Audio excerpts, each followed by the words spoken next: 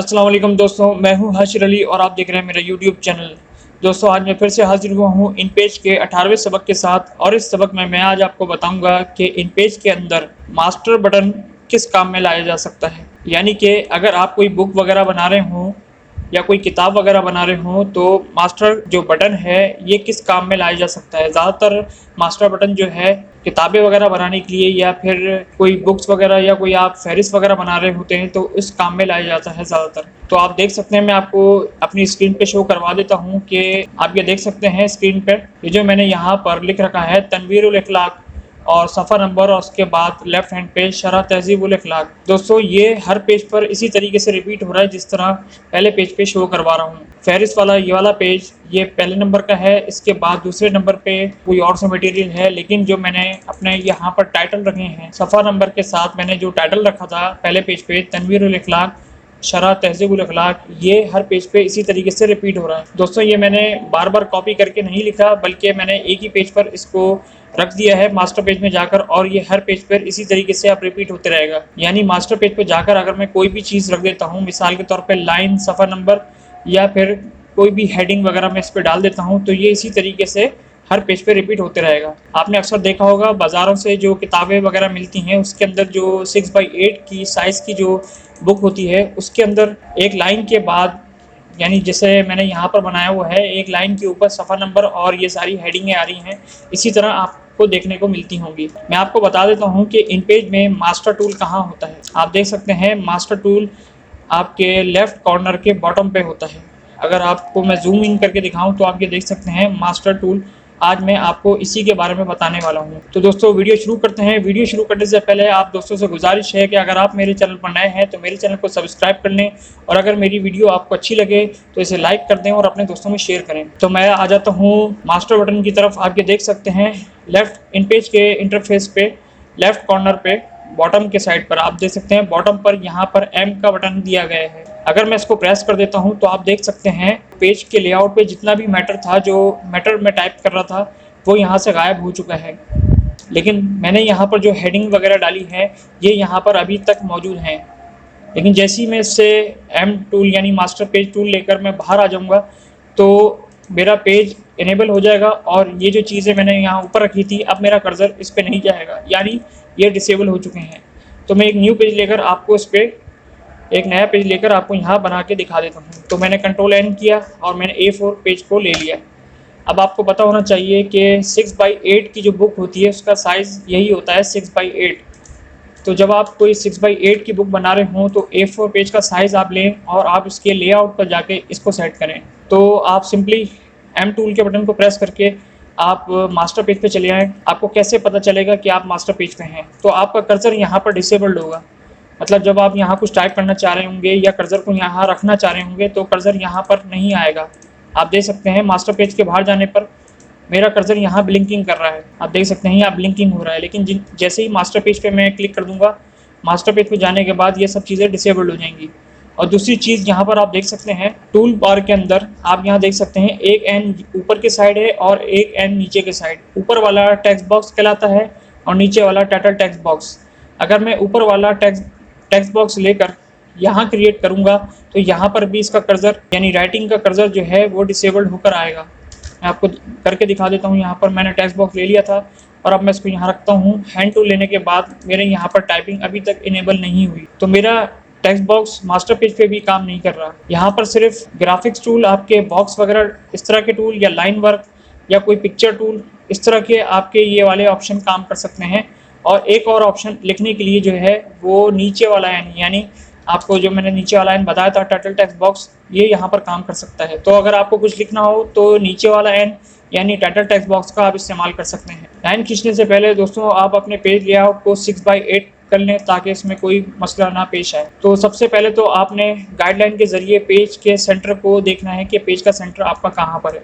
तो टॉप वाले रूलर से आपने एक गाइडलाइन यहाँ से ड्रैग करते हुए लाए और इसके अलाइनमेंट में लाकर सेट कर दी। आप देख सकते हैं पेज के चारों तरफ में इसकी नोट्स आ रही हैं। नोट्स को देखते हुए आप इसकी अलाइनमेंट को देखेंगे और गाइडलाइन वहीं जाकर आप इसको रख देंगे। इसी तरह मैं लेफ्ट वाले रूलर से एक गाइडलाइन को यहाँ से दोबारा बनाता हूँ और इसके सेंटर पॉइंट पे यानी नोट को देखते हुए सेंटर में रख देता हूँ। इसके बाद फिर मैं पेज को यहाँ से सिलेक्ट कर लेता हूँ। ये जो पेज की नोट्स आपको दिखाई दे रही हैं, इसका मतलब आपका पेज सिलेक्ट है और बस आपको उसमें साइज़ डालना है। तो साइज़ डालने के लिए आप देख सकते हैं ऊपर एक रिबन बार है, आप इसके अंदर जाकर पहले पोर्शन को देख सकते हैं जो कॉर्नर के अंदर है। यहाँ से आपको कुछ भी नहीं करना, आपको यहाँ देखना है, ये इसकी विड्थ को मुतय्यन करवा रहा है और ये इसकी हाइट को मुतय्यन करवा रहा है। तो लिहाजा आप यहाँ पर अपनी फिगर डालेंगे 6/8। मैंने 6/8 यहाँ पर फिगर डाली। आप भी देख लें कि मैंने हाइट पर इसकी 8 इंच रखा और इसकी विड्थ पर यानी पेज की जो विड्थ होती है इस पर मैंने 6 इंच रखा। इसके बाद मैंने यहाँ पर लाकर इसको एंटर कर दिया। अब आप देख सकते हैं, अगर मैं जूम इन करके दिखाऊं तो ये पेज एक साइड से शुरू हो रहा है, मतलब ये सेंटर में नहीं आया, ये एक साइड से शुरू हो रहा है। तो मुझे पता था ये एक साइड पर हो जाएगा, इसी वजह से मैंने गाइडलाइन को सेंटर पहले से कर लिया था। अब मैं माउस के जरिए इसको सिलेक्ट करता हुआ लाता हूँ और उसको इसके सेंटर पे लाकर छोड़ देता हूँ। आप अपने एरो कीज़ के ज़रिए भी आप उसको सेंटर कर सकते हैं, या फिर आप अपने माउस से अगर एक्सपर्ट हैं तो आप अपने माउस के ज़रिए भी इसको ले जाकर सेंटर में रख सकते हैं। अब देखें ये सेंटर में आ चुका है। अब आप इस पर अपना काम कर सकते हैं। तो मुझे लाइन इसके ये वाले एज से लेकर दूसरे एज तक लगानी थी, तो मैं सिंपली यहाँ से लाइन सेलेक्ट कर लेता हूँ। टूल बार में जाके मैंने लाइन सेलेक्ट की और लाइन को मैंने इस लाइन के ऊपर, यानी जो मार्जिन शो कर रहा है पेज का लेआउट का हेडर वाला, वहाँ से मैंने इसको ड्रैग किया और मैं इसके यहाँ पर ला के इसको छोड़ देता हूँ। आप ये ख्याल कीजिएगा कि जब भी आप इसको लाइन को बना रहे हो तो ये पेज की विड्थ के मुताबिक हो बिल्कुल। यानी आप इस प्लस वाले निशान को देख सकते हैं, ये जो प्लस वाला निशान है इसकी सीध मैंने बिल्कुल इसके मार्जिन के साइड वाली लाइन पर रखी है। तो आप भी इसी तरीके से इसको ड्रैग करें। ड्रैग करने के बाद आप इसको 3 पॉइंट पे रखें, कम से कम 3 पॉइंट पे आप इसको रखें और इसके बाद फिर आप लाइन पैटर्न पे जाकर इसको डबल लाइन पर कर दें। आप देख सकते हैं डबल लाइन पर आ रहा है ये। फिर आपने यहाँ पर कुछ लिखना है और बीच में आपको पेज नंबर डालने हैं। इसके बाद यहाँ पर भी आपको कुछ मिसाल के तौर पे लिखना है। तो आपने सिंपली टाइटल टेक्स्ट बॉक्स ले लिया। टाइटल टेक्स्ट बॉक्स लेने के बाद आपने इसी लाइन पर रखकर इसको ड्रैग कर दिया। अब आप देख सकते हैं ये थोड़ा सा इस लाइन के ऊपर आ रहा है, तो आप एरो टूल लेकर इसको थोड़ा सा ऊपर भी कर सकते हैं। मैंने माउस के ज़रिए इसको कर दिया है ऊपर, और यहाँ पर अब मैं यहाँ लिख देता हूँ तनवीरुल इखलाक। मेरे पिछली बुक पे भी यही लिखा हुआ था, तो मैं यहाँ पर भी यही लिख देता हूँ और उसको थोड़ा सा बोल्ड कर देता हूँ। इसी टाइटल टेक्स्ट बॉक्स को अब मैंने कॉपी कर लिया Ctrl+C के ज़रिए। फिर मैं यहीं पर इसको पेस्ट कर देता हूँ। पेस्ट करने के बाद इस तरह का पेस्ट करने से पहले आपका निशान इस तरीके से, Ctrl+V दबाने के बाद आपका निशान कुछ इस तरीके से आएगा जो कि मेरे पॉइंटर पे आ रहा है। इसके बाद आप एंटर कर देंगे तो ये सी के ऊपर पेस्ट हो जाएगा। कीबोर्ड एरो की से, लेफ्ट एरो की से मैंने इसको ड्रैग किया और मैंने इसको यहाँ ले जाके छोड़ दिया। इसके बाद मैंने ये चेक कर लिया है मेरे पास यहाँ पर क्या लिखा हुआ है, शरह तहज़ीबुल इखलाक। तो मैं यहाँ पर भी इसको लिख देता हूँ शरह तहज़ीबुल इखलाक, और उसको मैंने लेफ्ट अलाइन कर दिया। अब आप देख सकते हैं ये दोनों तरीके से आ चुका है और यहाँ पर ये टाइटल टेक्स्ट बॉक्स के ज़रिए मैंने टाइप कर दिया। अब मैं एक पेज नंबर डालने के लिए, सेंटर में मुझे अब पेज नंबर डालना है, तो पेज नंबर डालने के लिए मैंने यहाँ पर फिर दोबारा टाइटल टेक्स्ट बॉक्स लिया और मैंने यहाँ इसको ड्रैग कर दिया इसके सेंटर में रख के। अब आप देख सकते हैं एक नया टाइटल बॉक्स बन गया है। यहाँ मैं पहले से Ctrl+Alt+C करके इसको सेंट्रलाइज कर लेता हूँ। फिर यहाँ पर सफ़ा नंबर लिख देता हूँ। सफ़ा नंबर लिखने के बाद आप सिंपली इंसर्ट में जाएं। इंसर्ट में जाने के बाद यहाँ पर आप देख सकते हैं पेज नंबर लिखा हुआ आ रहा है। आप जैसे ही इसको क्लिक करेंगे यहाँ पर हैश बना हुआ आ जाएगा। आप देख सकते हैं यहाँ पर हैश बना हुआ आ रहा है। इसका मतलब ये है कि आपके पेज नंबर यहाँ पर लग चुके हैं। तो इसी तरह आप पेज लेआउट को चेक कर लें। चेक करने के बाद आप ये देख सकते हैं कि एक बॉटम पे भी लाइन आती है। जो भी बुक बनती है उसमें यहाँ बॉटम पे भी लाइन होती है। तो मैंने एरो टूल ले लिया। एरो टूल लेने के बाद फिर मैं इसको यहाँ से कॉपी करता हूँ। आप लाइन को क्लिक करें। लाइन जैसे ही क्लिक करेंगे तो इसकी नोट्स यहाँ पर बनी हुई आ जाएंगी। इसका मतलब आपने लाइन को सिलेक्ट कर लिया, फिर Ctrl+C और Ctrl+V करके आपने यहीं पर एंटर कर दिया। अब आप देख सकते हैं दूसरी लाइन आ चुकी है और मैं इसको पेज के बॉटम पे सेट कर देता हूँ। मैंने पेज के बॉटम पे इसको लेकर आकर सेट कर दिया है। और नीचे वाली जो लाइन होती है इसको आप 1 पॉइंट रखें, 1 पॉइंट, और यहाँ से पैटर्न इसका सिंगल लाइन का रख दें। अब आप देख सकते हैं आपका एज इट इज़ जिस तरह मैंने उस वाली बुक में आपको दिखाया था वैसे ही आ चुका है। तो मास्टर पेज में अभी आप मौजूद हैं और आपने तकरीबन ये सारा काम यहाँ पर कंप्लीट कर लिया है।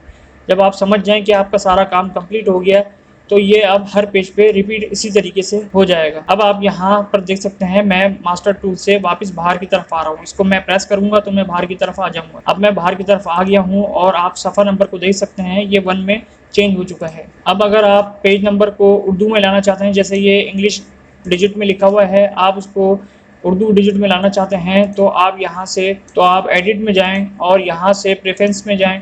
इसके बाद आप डॉक्यूमेंट में चले आएँ या कंट्रोल F11 दबा के आप डायरेक्टली इस ऑप्शन के अंदर जा सकते हैं। प्रेफरेंस में गए, एडिट में जाने के बाद यहाँ से डॉक्यूमेंट में आप गए और फिर आपने पेज नंबर को यहाँ देखा। आप देख सकते हैं इस डायलॉग बॉक्स के अंदर यहाँ पर पेज नंबर शो करवा रहा है। स्टार्ट 1 से है तो हमें 1 से ही करना है। फिर मैंने यहाँ से उर्दू नंबर सेलेक्ट कर लिया, ये रोमन में लिखे आ रहे हैं, आपने यहाँ से उर्दू में कर लिया। उर्दू में करने के बाद आप उसको यहाँ से सिंपली ओके कर देंगे तो आपके जो नंबर हैं वो उर्दू में अब यहाँ पर शो होंगे। आप देख सकते हैं सफ़र नंबर 1 यहाँ पर उर्दू में शो हो रहा है। आप देख सकते हैं डबल लाइन यहाँ पर शो करवा रहा है और बॉटम पे भी शो करवा रहा है। इसी तरीके से अब आप इसके अंदर मैटर कहीं से भी लाके पेस्ट कर देंगे तो ये यहाँ पर एक बुक की सूरत इख्तियार कर लेगा। मैं आपको यहाँ पर यही वाला कॉपी करके दिखा देता हूँ। मैंने यहाँ से कट कर लिया, मैंने फिर इसको जो मैंने पेज लेआउट बनाया है इस पर लाके इसको पेस्ट कर देता हूँ। अब आप देखिएगा ये तकरीबन 4 पेज बन चुके हैं। अब मैं आपको ये भी दिखा देता हूँ कि पेज नंबर और हर हेडिंग जो मैंने यहाँ लिखी थी वो हर पेज पे इसी तरीके से रिपीट होते हुए आ रही है। लेकिन ये फहरिस्त वाला पेज हो गया। इसके बाद फिर मैं अगले पेज पे चले जाता हूँ। अब अगले पेज पे सफ़र नंबर भी चेंज होगा और जो हेडिंग है मैंने यहाँ टाइटल के तौर पर डाली थी वो भी रिपीट होंगी। आप देख सकते हैं सफ़र नंबर 2 लिखा हुआ आ रहा है और राइट पे देखूँ तो वही तनवीरुल इखलाक यहाँ लिखा हुआ आ रहा है। इसके बाद फिर मैं 3rd पेज पे चले जाता हूँ। 3rd पेज पे जाने के बाद मैं आपको टॉप का व्यू दिखा देता हूँ। टॉप के व्यू पे भी यहाँ पर मैं पेज नंबर 4 पे हूँ तो 4 इसने यहाँ पर आपको शो करवा दिया, सफ़र नंबर 4 और शरह तहज़ीबुल अखलाक यहाँ पर लिखा हुआ आ रहा है। तो इस तरह ये आप जितने भी पेज बनाएंगे ये आपको इसी तरीके से हर पेज पे रिपीट करता हुआ जाएगा। अगर बीच में आपसे कोई गलती हो गई है, जैसे कि मिसाल के तौर पे मैंने यहाँ कुछ गलती कर दी है, तो ज़रूरी नहीं है आप पेज नंबर 1 पे जाके, जैसे कि आपने पहले शुरू में किया था, पेज 1 पे जाकर आपने मास्टर पेज के अंदर जाकर यहाँ पर लिखाई की थी। अब आप किसी भी पेज पे खड़े होंगे तो कहीं पे भी जाके आप जो मास्टर पेज वाली सेटिंग है उसको चेंज कर सकते हैं। मिसाल के तौर पे यहाँ मैंने गलत लिखा है लेकिन मैं मास्टर पेज से अभी बाहर हूँ तो मैं अभी यहाँ चेंजिंग नहीं कर सकता। लेकिन जैसे ही मैं मास्टर पेज को क्लिक कर देता हूँ तो यहाँ पर अब मैं चेंज करने के काबिल हो जाता हूँ। तो मैंने यहाँ पर इसको, जैसे मैंने गलत लिखा है तनवीरुल इखलाक मैंने गलत लिखा है तो मैं इसको यहाँ दोबारा से ठीक कर देता हूँ, तनवीरुल इखलाक। अब आप देख सकते हैं मैंने यहाँ पर ठीक करके लिख दिया।